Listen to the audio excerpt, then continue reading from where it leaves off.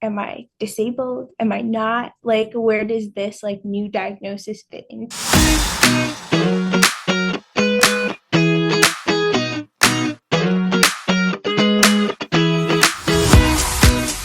Hi everyone, welcome back to Take a Pain Check. Today's episode is one I've been looking very forward to. Ella is an advocate, researcher in the making, and has been living with JIA since she was 14 years old. I'm so excited to have you on the podcast. Can you tell me a little bit about yourself, your background and what you've been up to recently? Sure, thanks for having me. I was born and raised in Chicago, and as previously said, I was diagnosed with JIA at 14. I guess my growing up, like I grew up in a multicultural family, and so I think that shaped a lot of my experiences growing up. And then when I got diagnosed, like obviously being in the medical world kind of shaped a lot of my life, being in hospitals and seeing doctors. Yeah, I just got my bachelor's in biology and chemistry from a small liberal arts college called Grinnell College. And yeah, a lot of my time now is just trying to get more research experiences, kind of have fun in this time of like early 20s, kind of trying to explore life.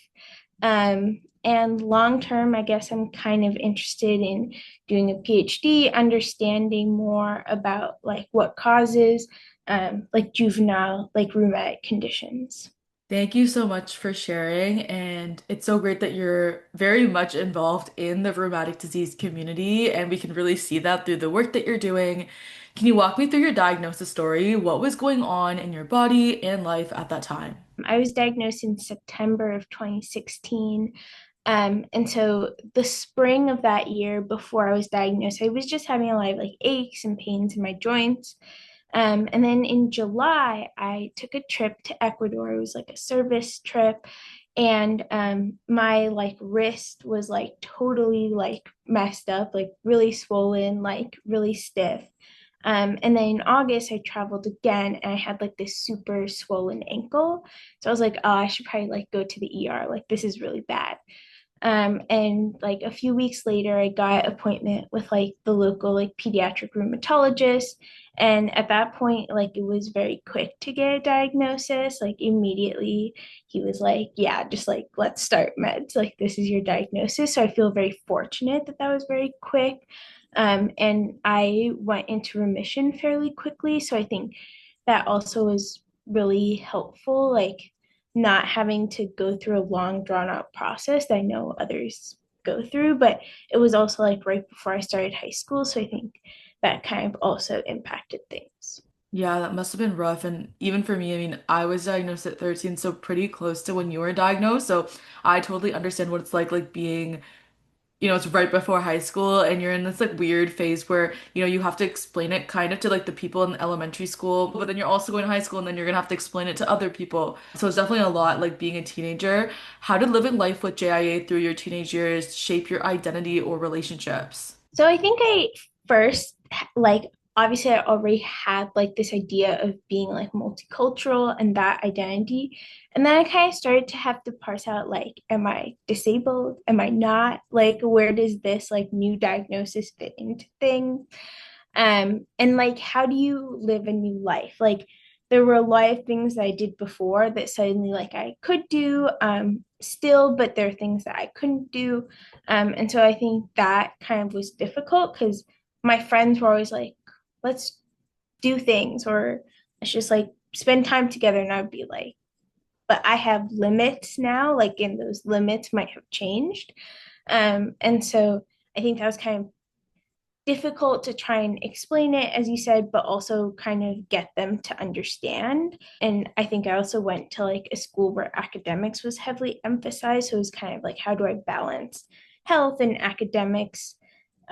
So, like, how do I stop and check in with myself, which I think is difficult because in your teenage years, it's like, start thinking like start prepping for college and like start like building relationships and understanding your identity. So I think it made me have to pause and see like how am I different or how am I experiencing things in a different way because of the diagnosis. Do you have any accommodations in high school and then in I college? I did. I had a lot in high school. They kind of slowly started building. Like at first, I was like, oh, I probably don't need that much. And then I kind of was just like, oh, I should get more to be like on the safe side. Especially because most of my disease was like in my hands and my legs. So it was a lot of just like not needing to walk as far or just like kind of small things like that that kind of helped.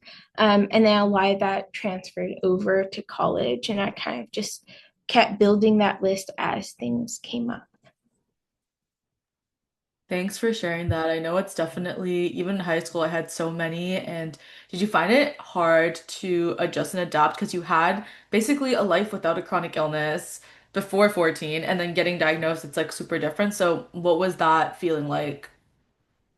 I think it was fairly difficult. Like I'm a dancer, I was very active, and like I still did those things, but obviously like things change a lot, and you're kind of figuring out like how do I deal with pain and how do I deal with all these symptoms. And for me, I was like in like I went into remission quickly, but I still had a lot of pain. So it was kind of like how do I check in with myself, or how do I kind of be accommodating towards myself, like how do I give myself um I guess just like reassurance, or like that it's okay to step back and take time. Yeah, that's great. I think it's important to definitely know that, not everything will be at the same pace, and it is okay to take that time. So, what was your medication journey like? Because, being diagnosed at 14 and then now, being a young adult, you obviously have been through medications, and then in addition to that, side effects, like how you chose medications. Let me know a little bit about that journey.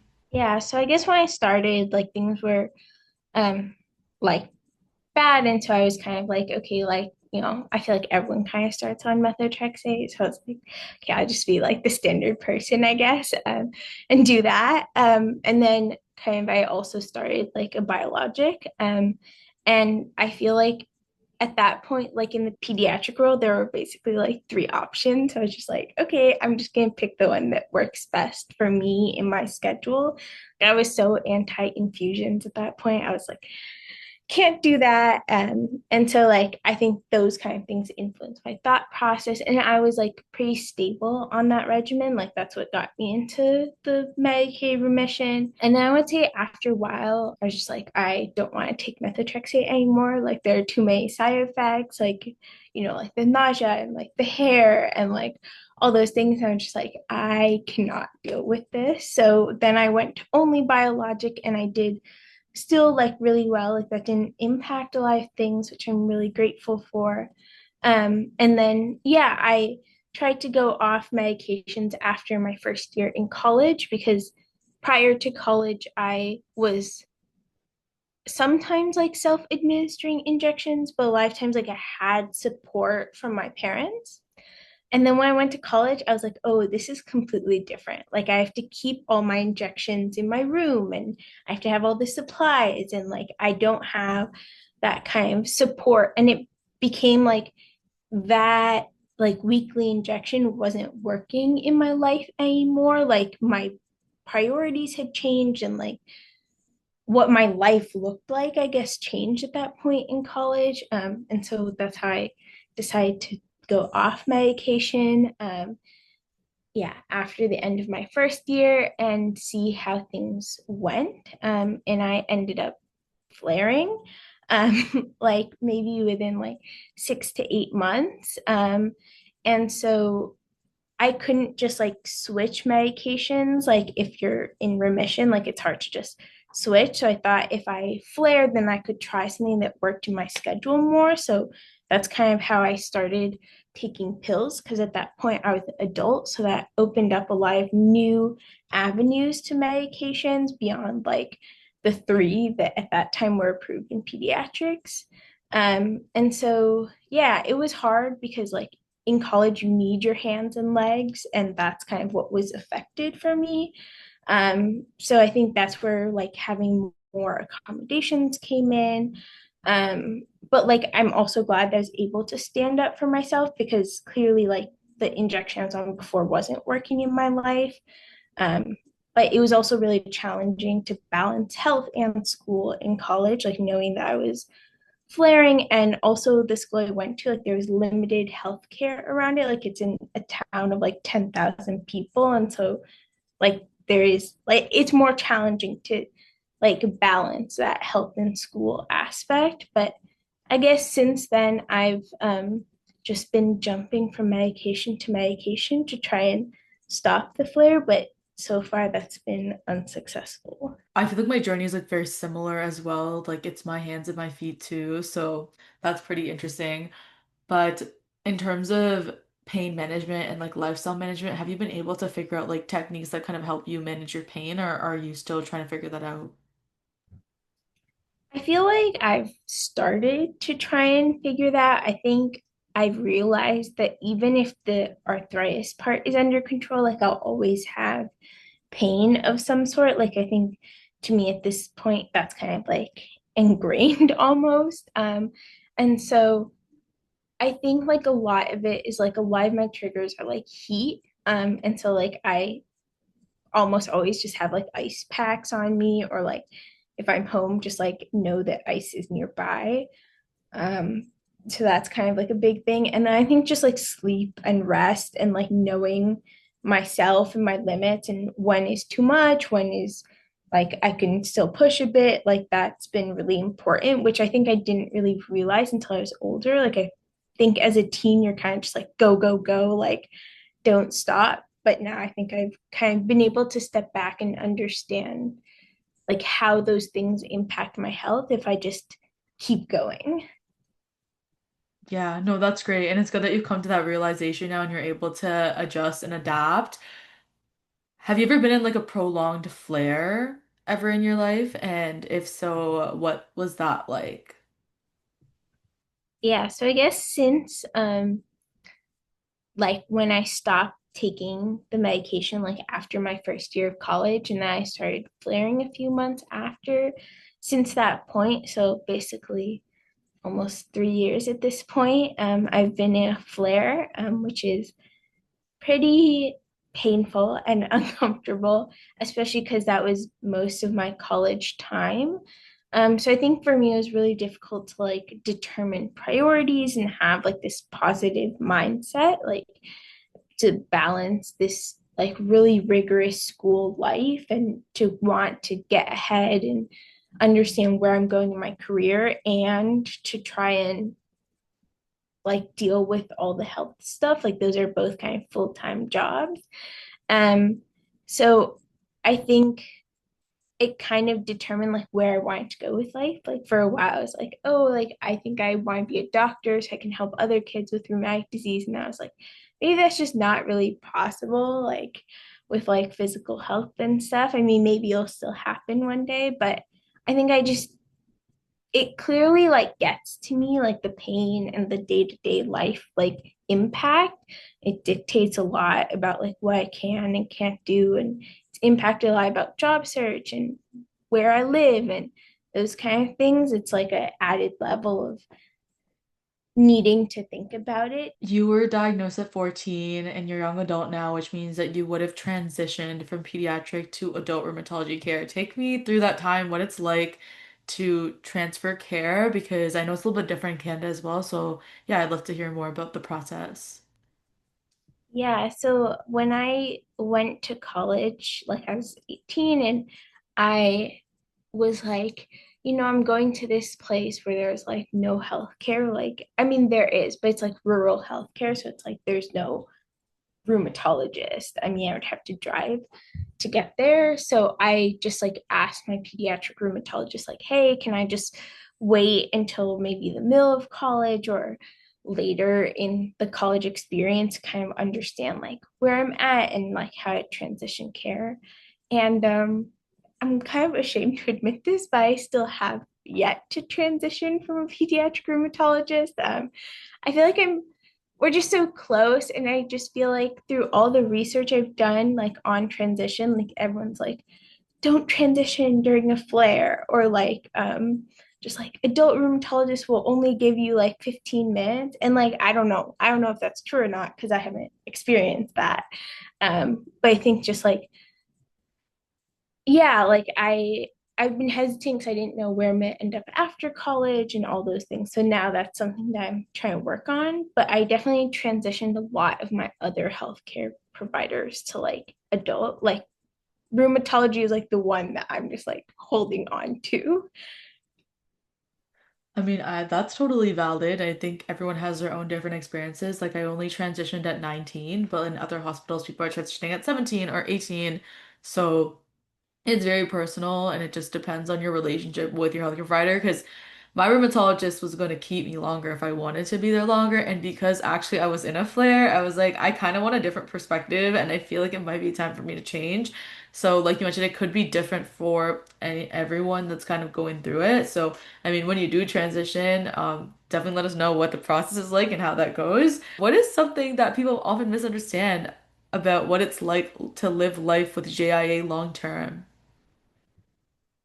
Well, I feel like the biggest thing is kind of like this idea that like kids get like arthritis too. Like, I don't know, I think that's a really big thing in the community that I know a lot of people would just tell me, oh, it'll go away like tomorrow or next week or next month. And I was like, I mean, maybe I'll feel marginally better, but it's something that I'll always have to think about. And like for me, like, getting diagnosed at that time, like it's for life versus for other people, if you like get arthritis when you're like 60, that's like less of your life. Like you've already lived a lot of your life without that.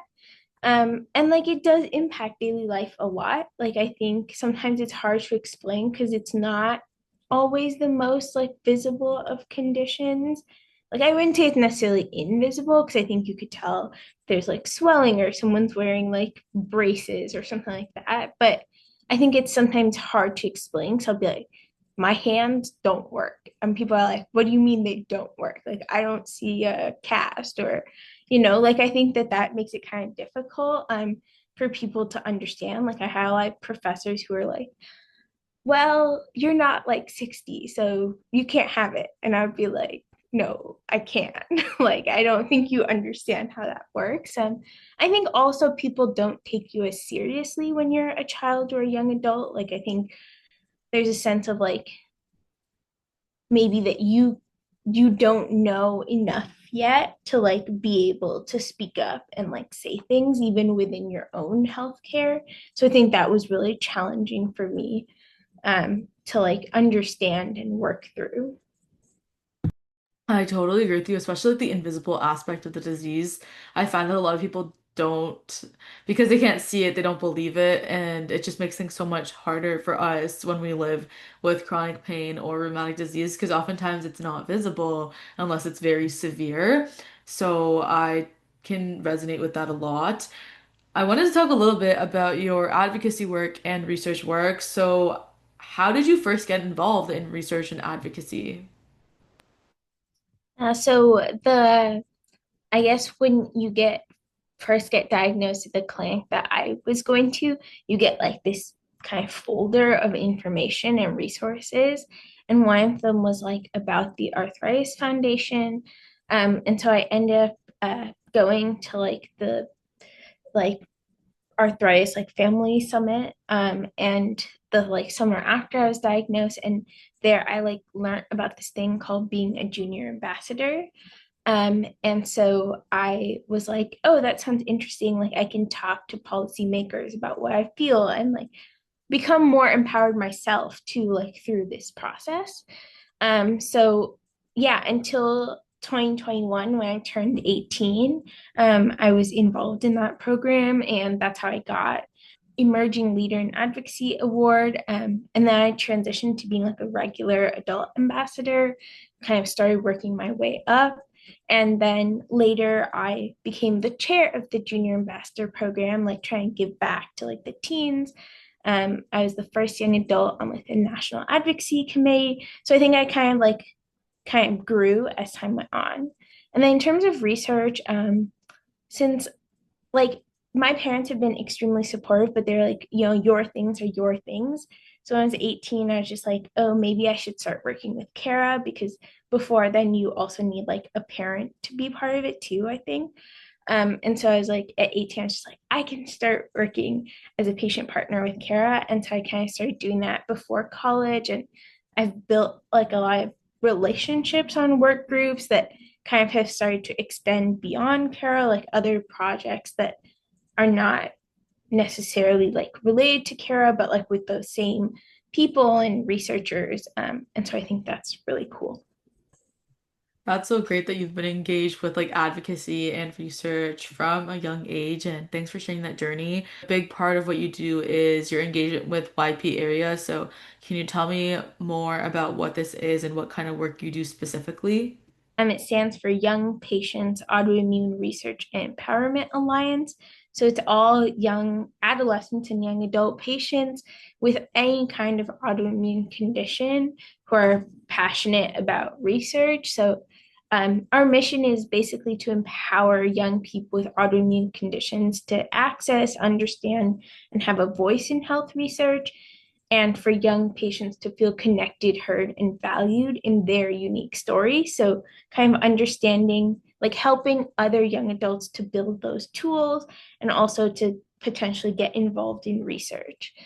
So, we kind of collaborate with researchers on topics that are important to young patients and try and disseminate that work in a way that's accessible, as well as kind of empowering young patients to tell their own stories and impact research.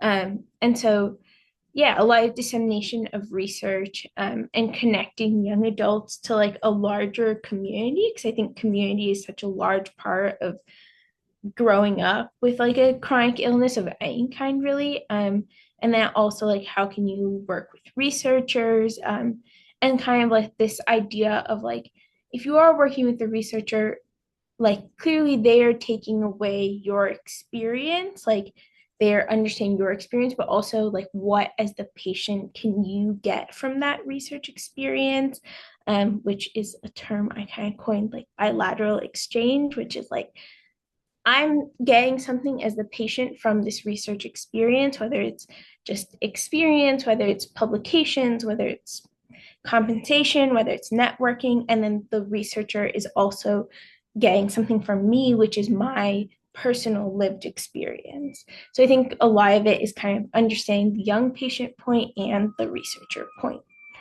Yeah, I agree with that because I've also been engaged with in research as like a participant but also partner. So it's good that you kind of clarified what are the benefits on both sides because oftentimes I feel like sometimes some researchers don't give you compensation or don't give you publications or networking. And so in cases like those, what can patients do? Like say they're asked, "Hey, can you be a patient partner?" But then there's no benefit. So what do they do in that situation? So I think it really depends on where you're at in your journey. Like when I was really like when I was just starting, I think I was kind of like I just want the experience. Like it's going to be valuable to me, so I'm okay kind of not getting that.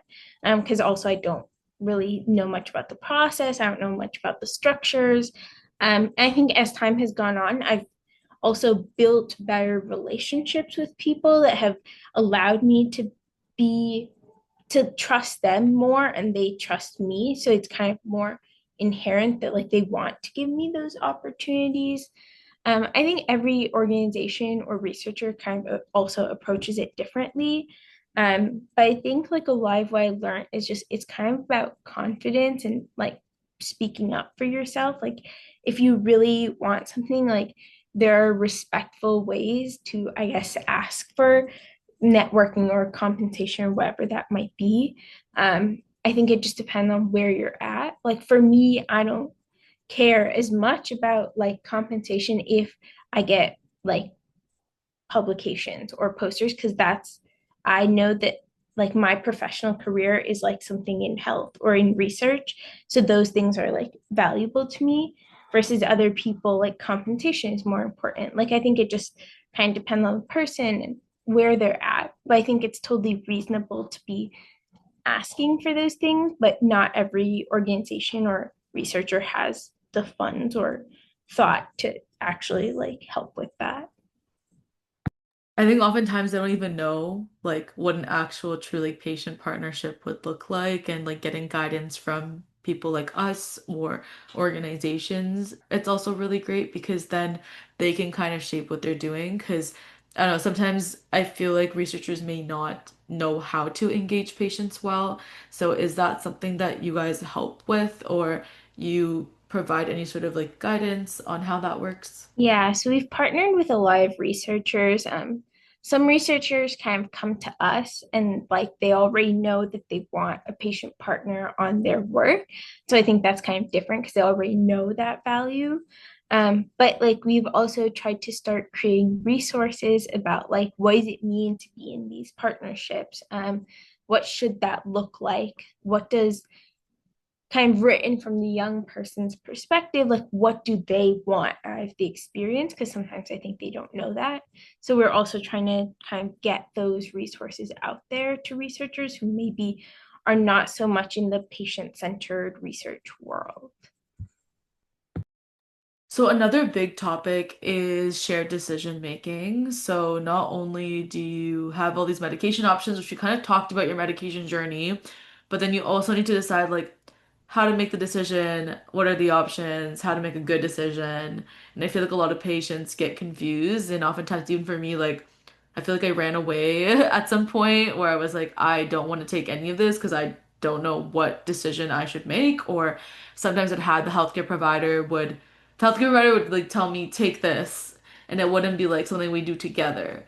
And I'd be like, no, I don't want to take it. Or they'd be like, okay, you pick what you want to take. So there's lots of different ways of like making decisions for medications, but can you talk to me a little bit about what is shared decision making and, what is also traditional patient care and how is it kind of different or similar? Yeah, so just like a kind of basic definition is like shared decision making is when patients and their healthcare providers are working together to make those decisions about treatment and that are still informed by science, but also the patient's history and their values and preferences. And so I think this differs from a traditional healthcare model where the healthcare provider is making decisions for the patients and kind of just prescribing them without the patient input. But I think like that idea of the conversation between the provider and the patient is like what is the kind of core of shared decision making. I think a lot of it is also about how do you talk about your values and your preferences, like what side effects do you care most about minimizing, or do you care what way the treatment is administered or how frequently. And so I think like a lot of times providers are just like, oh, this will help most with your condition and like reducing the inflammation. But sometimes it's like that doesn't work in my lifestyle, or that's not what I value most. And at the end of the day, obviously, it can't just be what you want as a patient. Like, the doctor also has to do their job and inform you about the science. But I think it's kind of where do those two intersect that is kind of where this shared decision making happens. Can you share a time when shared decision making was or wasn't used in your care and how it changed the outcome for you? Yeah, so I'd say it was used in my care in most of my rheumatology appointments because we're very close, we have trust, we have respect in like our relationship. Um, like I can kind of tell what is important, they lay out what is the best for my disease, and then we see where things intersect, and also we can bring in research or other relevant details. But I think in some of the other like specialties that I've been to, like it's kind of like this is the protocol, this is the list of things we follow, like we do A, B, C, D. And so sometimes like there's a bit less flexibility, and I think sometimes that makes me trust the provider less. Like I can't talk about my daily life and me outside of being a patient. Like what do I value in life that relates to the treatment? And so I think kind of understanding like that, then I kind of stepped away from those providers, or I had to kind of rethink and rework.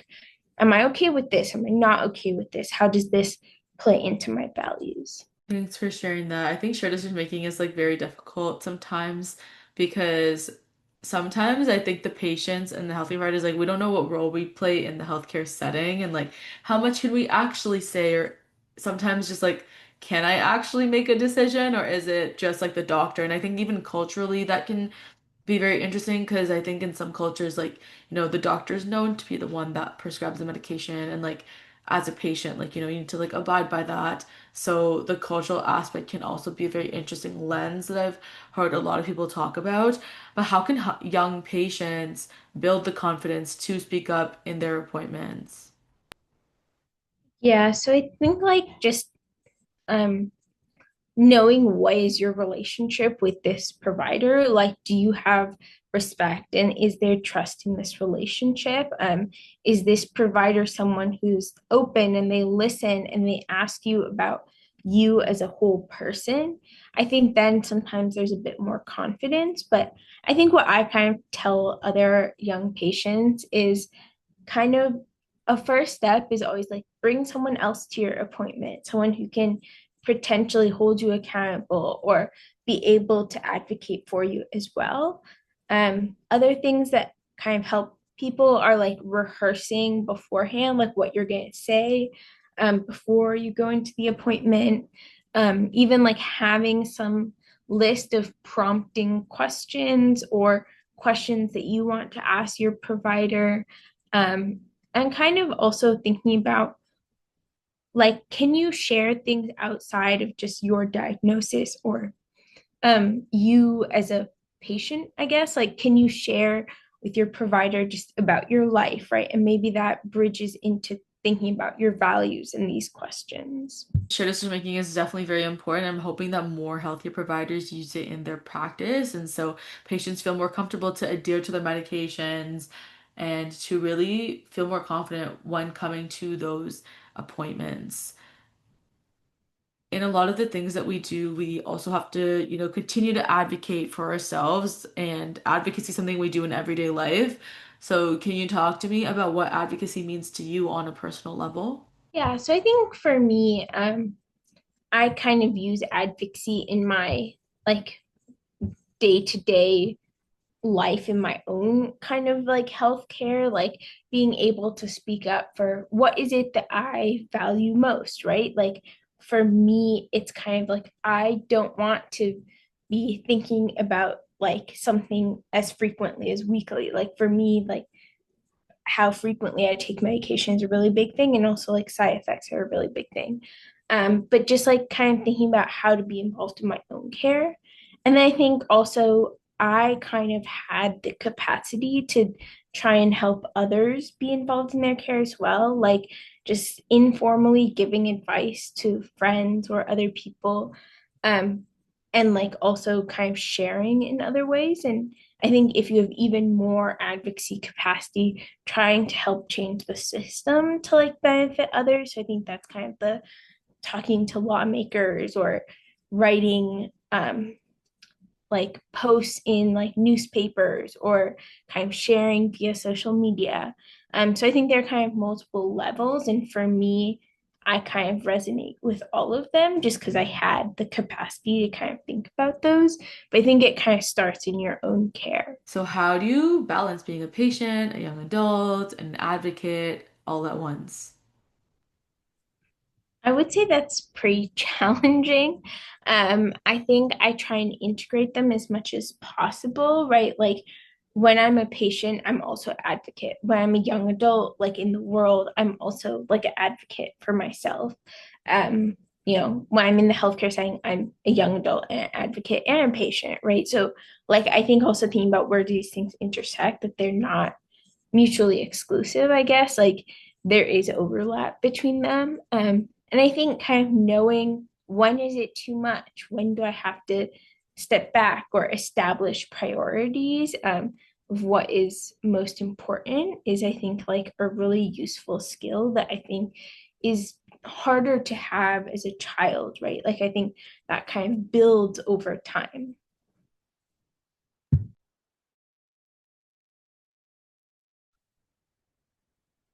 Can you tell me a little bit about one moment that you're really proud of as an advocate or a change maker? Yeah, so I think on a personal level, I would say just like when I started going to appointments on my own, like in my own care, or like that idea of shifting from like the parent or guardian talking to the provider to like me taking the reins in my care, even if they were still in the room, and then kind of as they slowly started shifting, like they'd leave for certain parts, or like they would be outside but not in the appointment, or like to the point where they didn't come at all. So I think for me that was like a personal victory. And then I'd say kind of on the like advocacy side, like um as I mentioned, like at 18 going to advocacy summit, like even though it was virtually, like I was the only person from my state, so I kind of had to do it all by myself. So that was a really big like learning moment for me, but also like feeling really proud that in theory, like I represented my state alone at 18. Talking to like health aides in lawmakers' offices was like a really big deal. And I think also kind of when I like got my first paper published and like I realized like that I could have an impact as a patient partner, I think those were all kind of valuable moments in my life. That's so great. I'm glad that you were able to get lots of publications out there. How can other young people start becoming advocates in their care, even if it's just one small step? So I'd say for younger patients, like taking charge of appointments more, or like understanding what is it that you want to say and not just like what is it that your parents or someone else in the room wants to say. Um, and then I think just generally like coming prepared with questions or key things that matter to you. Like for me, that kind of changed my appointments because I wasn't just like trying to think of things on the spot. Like I would um like the night before an appointment, I would just be like, okay, like sit down with my parents and be like, hey, what are the things that have been going on like the last 3 months, right? And like kind of in a free space, just talk about that so that when I go to the appointment, I'm like, okay, I have one, two, three things that have come up. Let's talk about them. And let's also talk about obviously what the doctor wants and what they need to do, but I have these set things or set questions. Before we wrap up, we're gonna play a quick game called Pack It or Ditch It, and it's rheumatology edition. So basically, you're getting ready for a super important trip, and you're headed to a young adult rheumatology advocacy summit. So I'm gonna list a couple things that you might want to bring, and you just tell me if you want to pack it, so it's a must-have, or if you want to ditch it, and it's absolutely not coming with you. So the first one is your heating pad that might blow a fuse in a hotel. I would ditch it. I don't really use heating pads in my care. Okay, nice. So is it mainly like ice that you use? Yeah. Okay, me too. So that's interesting. The one outfit that you always wear to look like a professional advocate, but it's making you have some pain for some reason. Ditch it. I would not be confident if I was in pain. No, that makes sense. Yeah, I would like try to find something else too. Yeah, I think like if you feel comfortable, that kind of comes off to others too. Yeah. Four pill bottles in a labeled Ziploc bag that might lead to a random airport search. Definitely pack it because I can't survive without like pills and medications. Yeah, same. And I feel like we can kind of advocate for ourselves like at the airport. Yeah. And I think if it's labeled, then hopefully that helps. Yeah. Okay. Cute shoes that will 100% destroy your ankles by lunchtime. Yeah, same thing as the outfit. I would ditch it. Yeah, me too. I can't wear shoes that are uncomfortable at this point. Okay. Last one is a physical copy of your blood work just in case, even though you know you'll forget to show it. Um, I would pack it. I mean, if you don't show it, you don't show it, but you have it. Um, Yeah. No, that totally makes sense. Well, yeah, so thanks for playing that short game. Really interesting perspectives, but also like I would say very similar things to you. Like that I would have this very similar answers to what you said. But before we end the episode, I wanted to ask you, what is one thing you always want to pack with you no matter where life with JIA takes you? Yeah, so I feel like I always say like medications and ice, and that's more like logistical. But I feel like just like things that are comforting to me or like safe to me that I remember, like I'm still a person, like beyond just being a patient. Like I don't know whether that's yeah, anything that kind of brings me comfort, like I want to have at least something there with me. Thank you so much for listening to today's podcast episode with Ella. Her story highlights the complex realities of growing up with JIA, juvenile idiopathic arthritis. More importantly, it emphasizes the power of patient involvement at every single level, from the clinic to the research table. Shared decision making isn't just a tool, it's a mindset that recognizes patients as experts in their own experience. Through her work with YP area and advocacy, Ella shows us how young people can really build the skills, confidence, and community they need to actively shape their care and the systems around it. If you enjoy this episode, consider sharing it with a friend, colleague, or healthcare professional who could benefit from hearing a young person's perspective. So, everyone, make sure to like, comment, subscribe. Check out YP Area's platform, which I will link down below, and I'll see everyone next time on Take a Pain Check. Thanks, Ella. Thanks for having me.